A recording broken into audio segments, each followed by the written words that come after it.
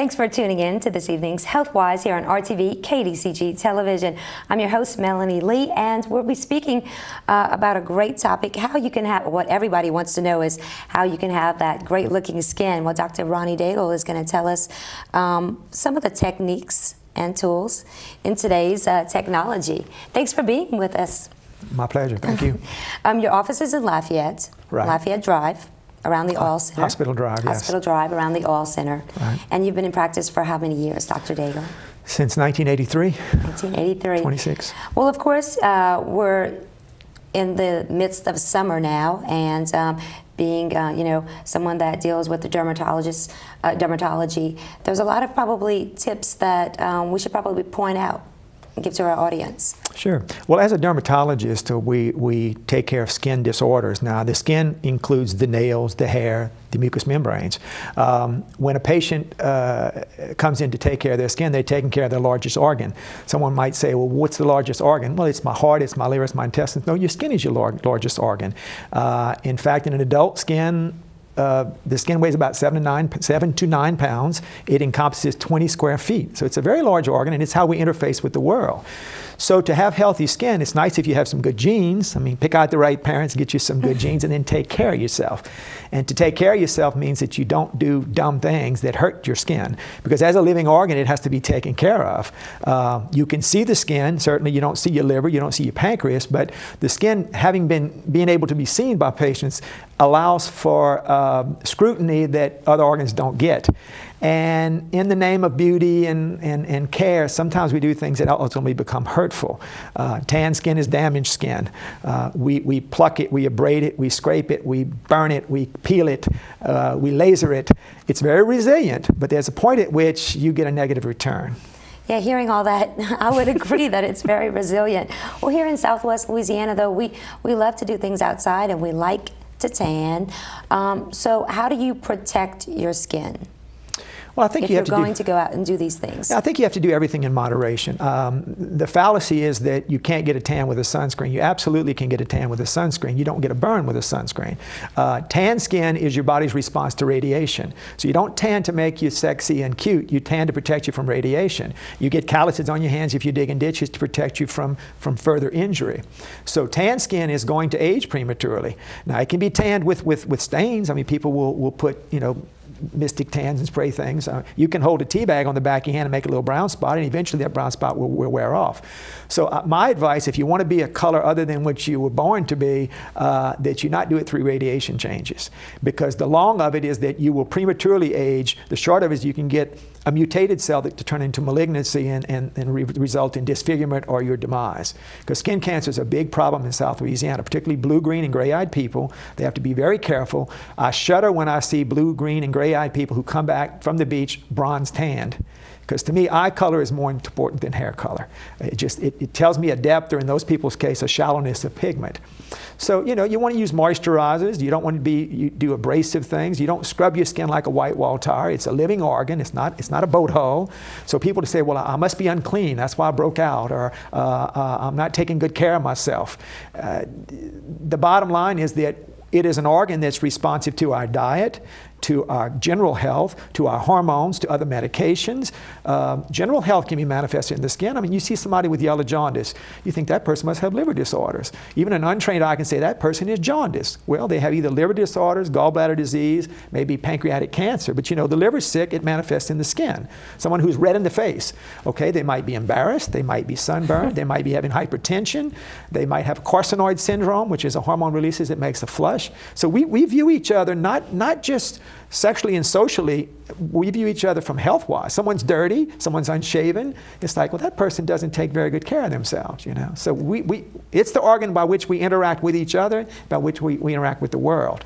That's some very interesting points that you brought up, especially about the blue-eyed, green-eyed, and gray-eyed. Mm-hmm. And I would tend to think, as most people would, that more fair people, not the color of the eyes, fair color of the skin would be more susceptible to skin cancer. Well, they are, because they burn more easily. But if I had a group of people I was going to rank skin cancer risk, and here's a red-headed, brown-eyed person, I'm going to put them behind the brunette with blue eyes.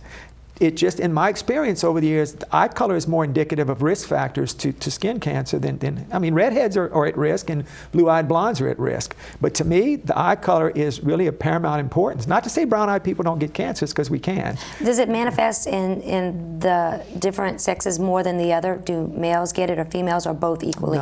It doesn't matter. I mean, recreationally, occupationally, I see more skin cancers in men. Ladies put on makeups, so you have a physical block. Almost all the makeup foundations and lotions now have sunscreens in them, so you can't hardly not use a sunscreen if you're putting on cosmetic products. Men don't do that. Ladies have bigger hair, so it may shade them. But simply put, women just don't spend the time outside recreationally, occupationally that men do.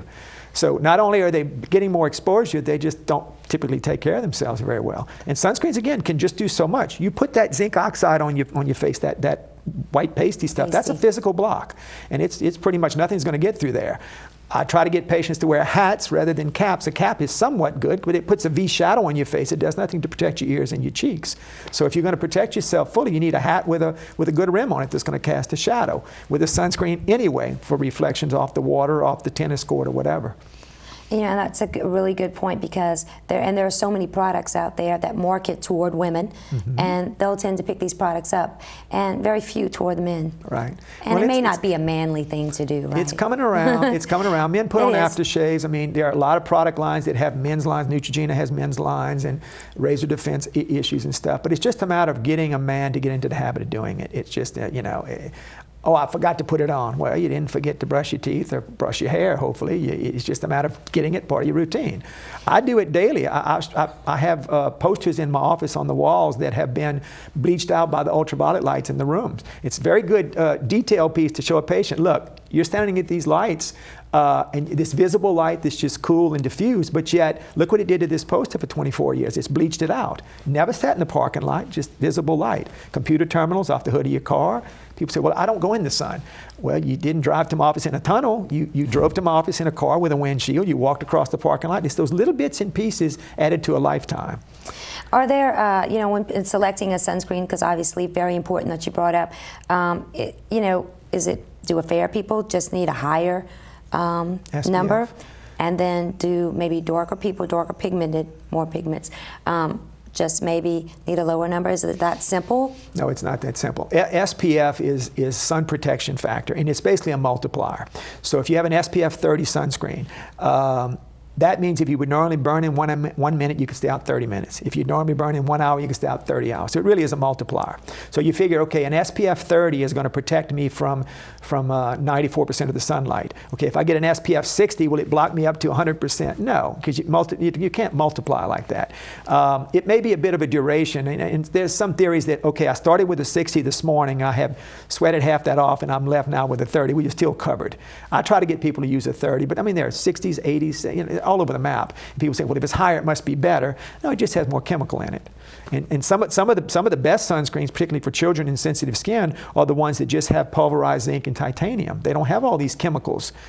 They physically block the sun. You know, the lifeguard has zinc oxide on his nose. Well, they take that chemical, they pulverize it into a very fine crystal. When you put it on, you don't see it. But it physically blocks the light, and when the light hits it, the crystals actually mirror the light away. So it's a great physical block, and it doesn't have all these chemicals that can be absorbed. Because some people are allergic to them. Some people have sensitive skin. Absolutely. They burn your eyes. That's another complaint. Man, oh, it runs in my eyes. Well, just put it from here down and wear a hat. You know, so it cannot run in your eyes. Improvising there. Yeah, yes. Okay, good information. Well, we're going to take a short break right now. When we come back, we're going to speak with Dr. Ronnie Dago about more of some of the sun factors and how they play a role on our skin, and what you can do to maybe improve the look of your skin. So we'll be right back after these words from our sponsors.